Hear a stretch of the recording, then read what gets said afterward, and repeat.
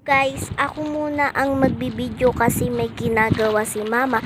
I-unboxing ko lang ang in-order naming baby wipes. 10 pesos lang isa kaysa bumili ka sa tindahan. 25 isa. Laking tipid.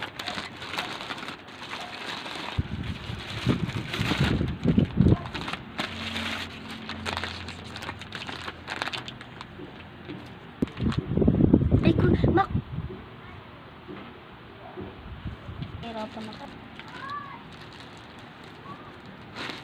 ito naman ang sa aking order, mini pan. Hehe, excited. Thanks for watching.